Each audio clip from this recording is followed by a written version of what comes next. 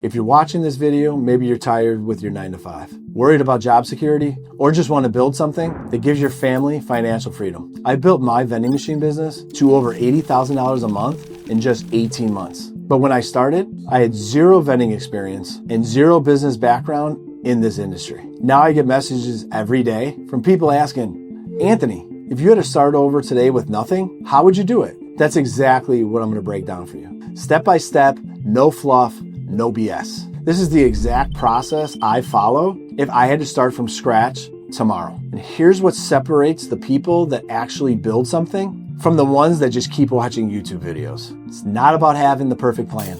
It's about taking imperfect action. So if you're ready to stop making excuses and start building something real, let's dive in. First thing first, this is not a get rich quick scheme at all. You are going to have to put work in and grind it out in the beginning to build a business. That's exactly what you're doing here. You're building a business. So one of the things with this business is that once you do go ahead and put the work in, is that you're going to keep building on top of it. Whereas you're building more properties and more locations in the beginning, and as your revenues increase, you will be able to hire staff and infrastructure to make it as passive, however, as you want it to be. I now spend like around 80 hours a week on my $80,000 a month business, but you have to grind it out in the beginning. There are no excuses. If the property manager says, hey, the meeting's on Tuesday at 8:30 or 9 o'clock, you're going to have to take PTO if you have a job, or take a quarter day off and go there and take that meeting with that person and close that deal. You cannot put this business on the back burner. It has to take priority. And I wish there was an easier way for me to say it, but there isn't. You're going to have to prioritize it and make it work. When you're looking to start your business, you want to make sure that you have the right team and support staff around you, or the right community around you. I joined Vendingpreneurs, and it was the best decision that I ever made. I was able to have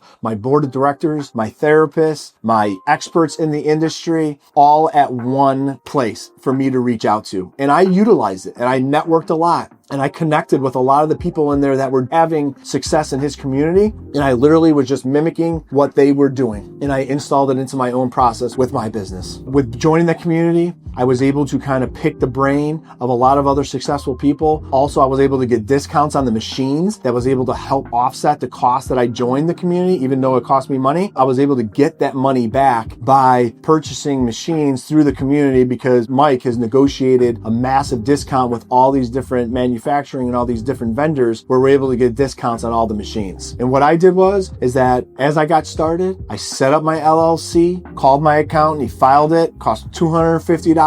I named it H&H Vending. I got a business credit card, opened up a big business bank account. I started doing more business tasks that were leveraging me to making sure that I had to be successful, or that was going to make me be successful. You could still join the community and then not have a LLC, and then is that going to really urge you? But if you pay the money to join the community, and then now you're paying and you're talking to your accountant about them filing a fee, about them filing and making an LLC for you, that's leveraging you and holding you accountable to make sure that you're going to get your butt up and go out there and make it happen and work. Like, if you don't leverage yourself, you won't be successful. You won't be able to do it. Accountability is a good thing, because at your quarterly check-in with your accountant, hey, how's the business going? Well, yes, $0, it's good to have that accountability. It worked well for me. So you want to go ahead and get your LLC set up. You could file it even online, through LegalZoom, or use your accountant. You can get this stuff set up within less than a week. Also, contact an insurance broker. Vendingpreneurs now has an insurance company inside the Vendingpreneur community, which I just switched all over my insurance to, and they get you set up with your commercial liability, your inland marine coverage, and that could all be set up within like 24 to 48 hours.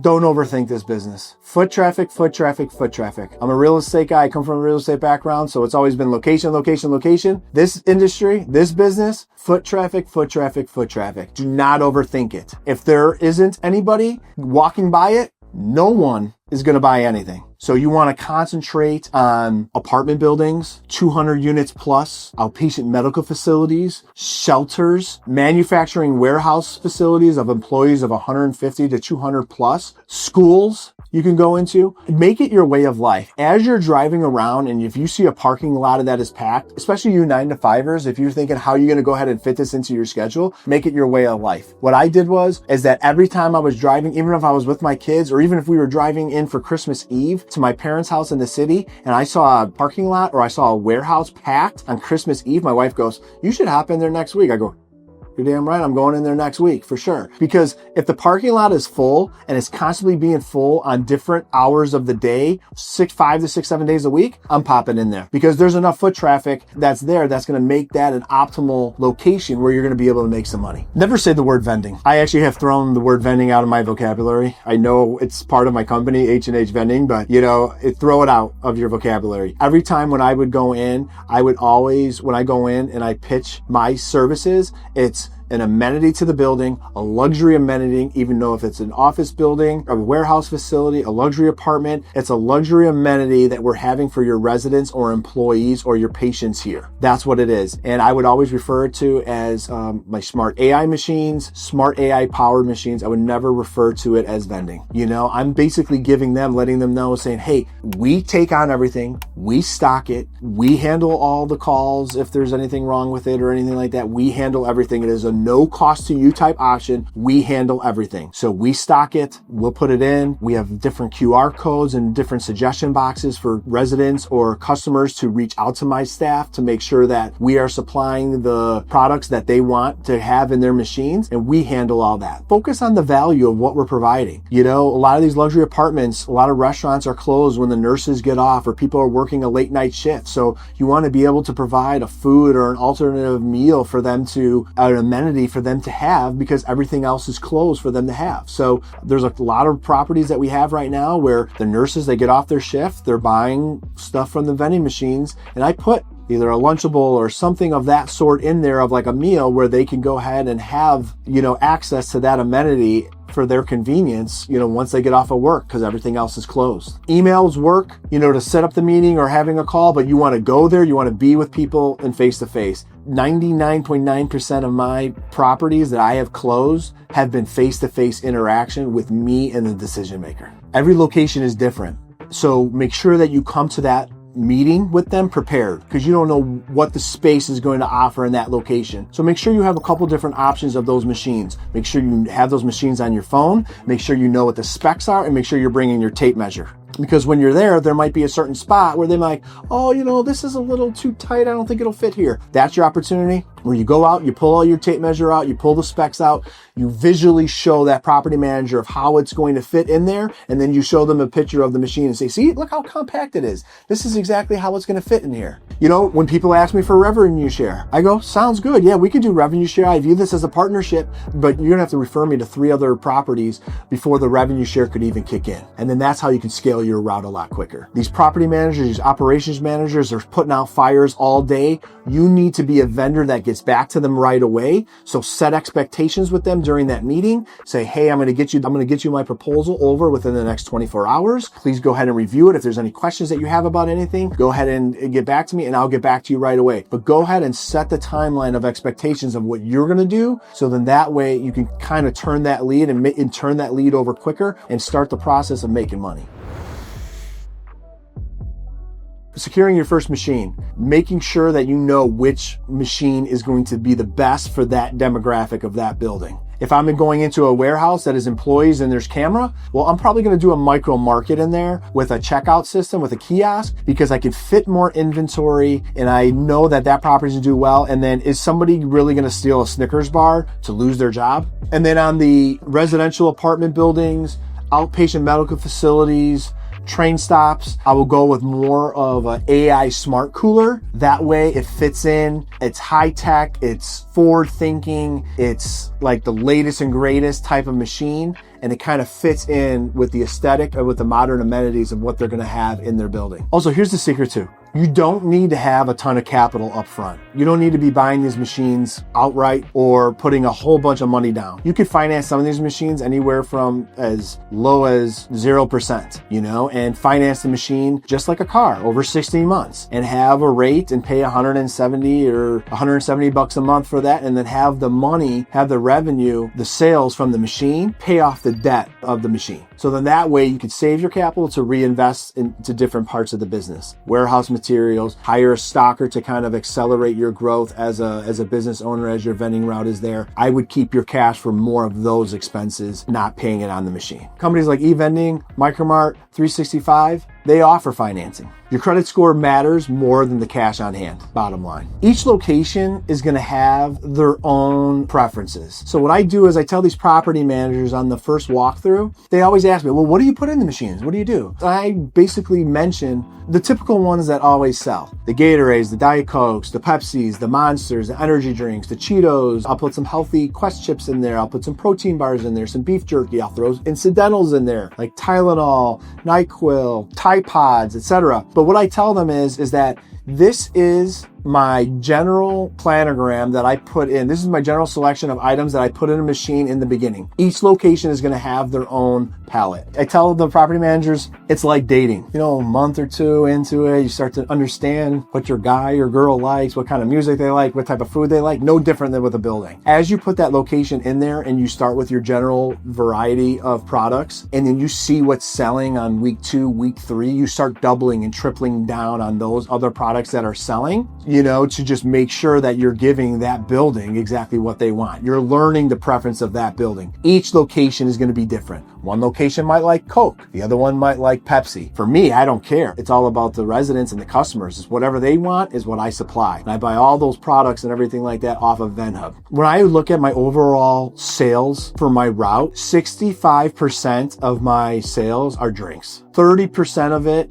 is snacks, 2.5% is fresh food, and 2.5% is incidentals. So you're going to want to focus more on those drinks, higher drink items, those higher margin items. For instance, I have Coke, 16.9 ounce, get it for 84 cents, sell it in there for $2.75. Chips, I get for 71 cents, and I put them in there for $2.99. Your cost of goods, once you plateau and you're not going to add any more locations, your goal as an operator should get that cost of goods of anywhere from between like 31 to like 35%. Consistently. That should be your goal. I purchase all my products from VendHub and not Costco or Sam's anymore, or Dollar Tree or Walmart. So with VendHub, you have all the different SKUs and all the different sized bags that you could use for your route. So when I go into these meetings, I tell these property managers, I could source anything. So if your customer has a request for this protein chip that they saw, I could source it and I could stock it and I could put it in there. Now it's game day. The machine is being delivered. So for me, I'm always showing up on site. You have a delivery, you have a logistics company that's delivering it. If they're going to be bringing that pallet jack through the front of your new property and scratching up the tile, that's a true story that I heard from an operator where his first location, they literally brought the pallet jack through the front, it scratched up the tile in the lobby, and they had to do an insurance claim. So once I heard that story, I go, no. I will show up to every install. It's a high leverage task. I can connect again with the property manager. I can set the expectations. Hey, now we installed it on Tuesday, letting you know your route now is going to be stocked every Wednesday. If your location turns into a beast, I will end up adding another stop during the week for us to stock your machine. And I will communicate that through you as I make those changes on the route. And they love it. So what I'll do is I'm there. We install the machine. I oversee it, that everything goes smoothly. There's no scratched tile. There's no scratched doors. There's no scratched drywall. We install it. I stock that machine that day. With that machine being there, I want to start making money right away. So we stock the machine as soon as we install the machine. Then what I'll do is I'll bring the property manager over.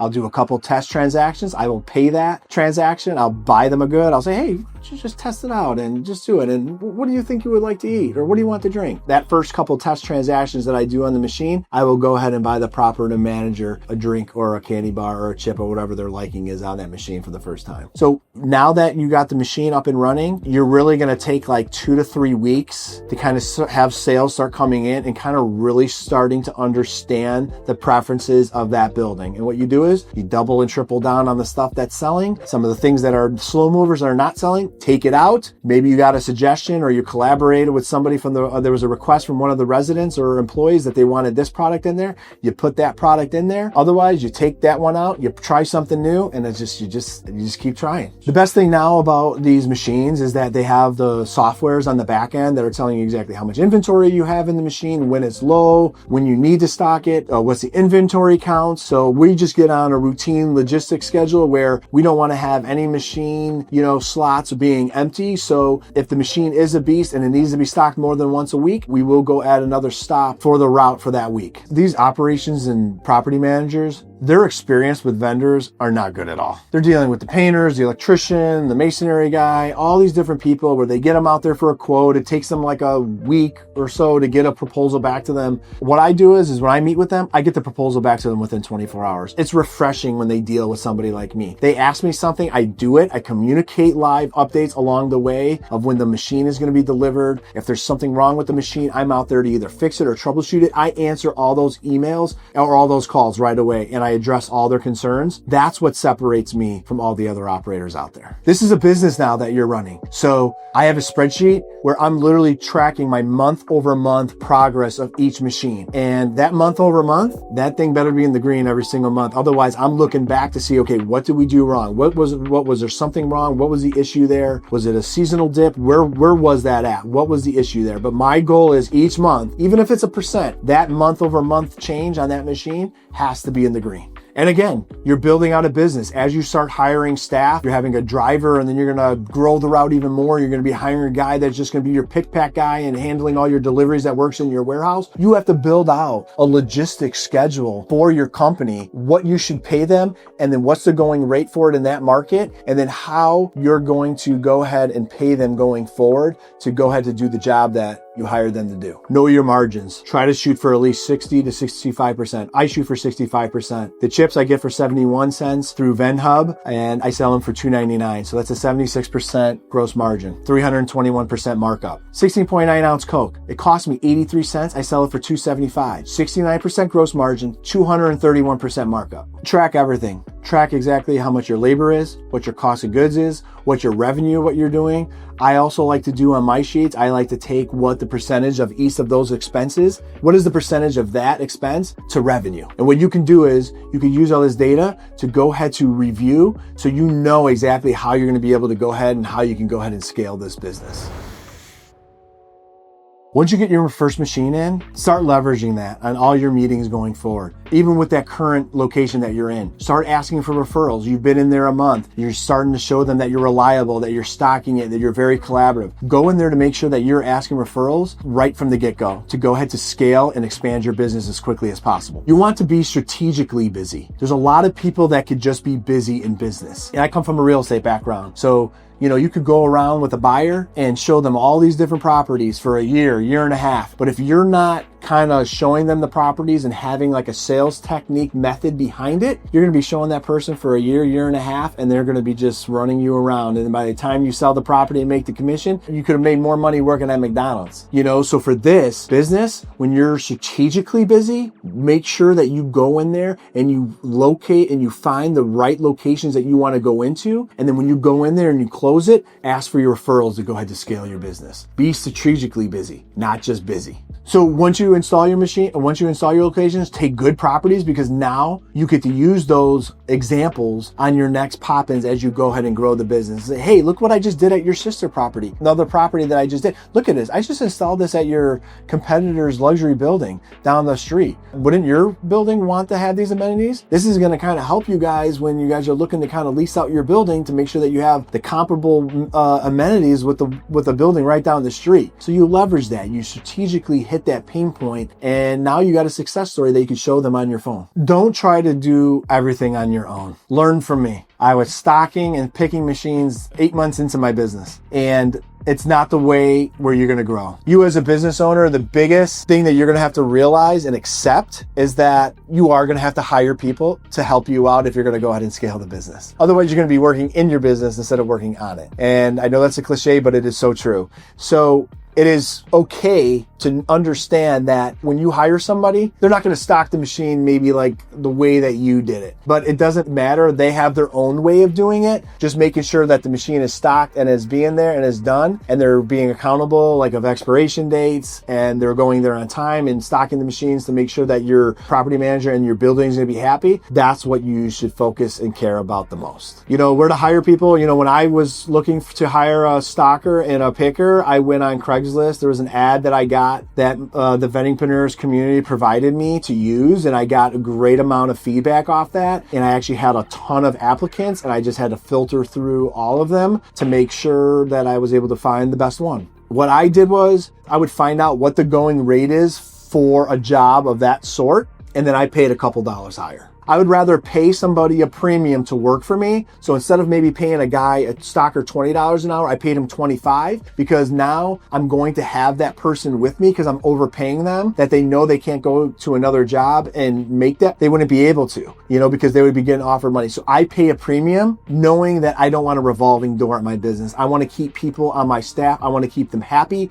I do not want to constantly be retraining people in my business. Otherwise, it's going to be a time suck. One of the silver linings for me actually being in the business and working through it, those 6 to 8 months being in the business, I was actually able to fully understand of how long it took me to pick or how long it took me to stock. So what I did was, when I started hiring people, there was a certain structure of how I put the payment structure together to pay my contractors. With me coming from a real estate background, when I was getting a quote for one of these flips of the house and I needed to get a quote for painting, I'm not having a painter come to me, give me a time and material job. No way. Because that guy is going to tell me like a $4,000 job, if he were to quote it out and let me know that's what it was. And if he were to do it time and material, he might drag it out 2-3 weeks to make $6 or $7 grand. So that's a big no. So what I did was I took some of those skill sets that I've learned in the real estate industry and I applied it here into my own vending business, where I actually, with me actually knowing how long it takes to do what of picking or stocking for each type of machine,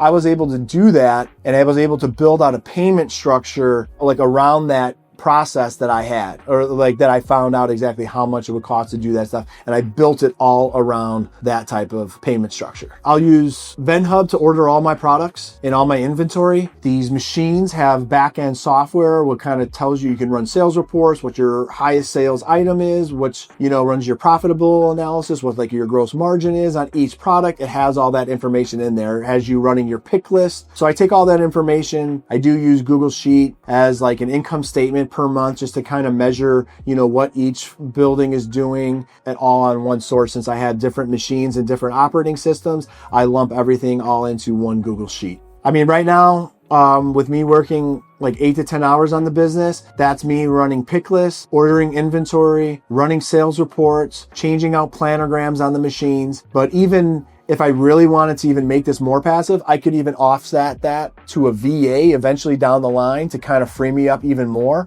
where it could take me down to like 2 hours a day.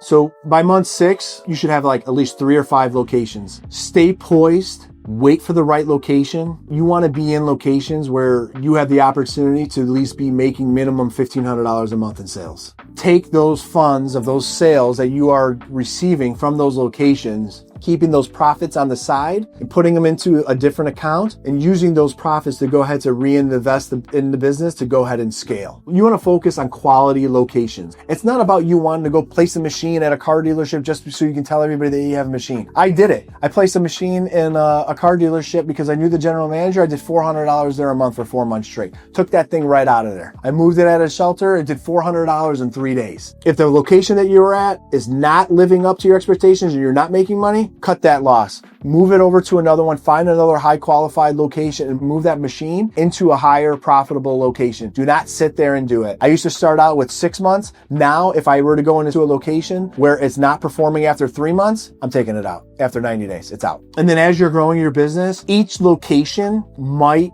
offer a different type of machine for you to have at that location. Like a smart market is going to work at a luxury apartment, but it might not be the best for a manufacturing warehouse facility where you could do a micro market where you could fit more inventory in that micro market than you could in that smart store. If you focus on high quality locations, you should be paying off your machines in anywhere from 12 to 18 months. Look for other acquisitions. With me being a real estate guy, building a business during the financial recessions of where we had a ton of foreclosures, look at some of these routes that are being sold. You have a lot of baby boomers that are running these routes with old school machines, not tech savvy whatsoever, but really resistant to tech. I look at those routes as like foreclosures where you could, buy it, remodel the bathroom, remodel the kitchen, put a brand new machine in, run it more efficiently with the tech and the software behind it, and make sure that you're stocking it regularly and being collaborative with the property, with the location, to put yourself in a better situation to increase sales of what that current operator was doing. As you're starting to make money and you're starting to have a profit, if you want to go ahead and scale and grow it,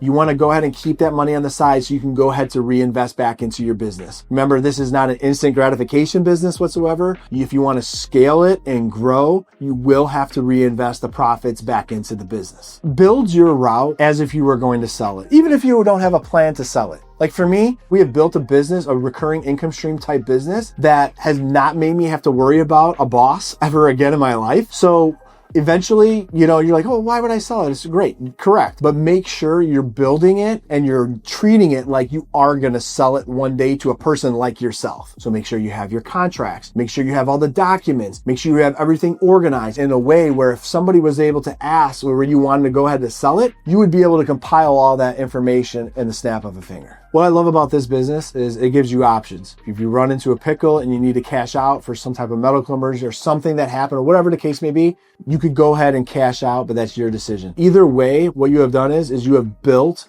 a recurring income stream business where you're basically now, this is your step to building generational wealth that you can pass down. Look, I just gave you the exact roadmap I wish I had when I started. But here's the reality. Most people watching this will probably never take action. They will watch 50 more YouTube videos, make 100 more excuses, and still be in the same spot a year from now. The difference between me and those people, when I found Mike Hoffmann's Vendingpreneurs community, I didn't hesitate. I invested in myself and my family's future. If you want to learn from the guy that helped me go from worried dad and husband to $80K a month in 18 months, check out the link in the description for Mike's Vendingpreneurs community. It changed my family's financial future, and it could change yours too. Thanks for watching, and remember, the best time to plant a tree was 20 years ago. The second best time is today.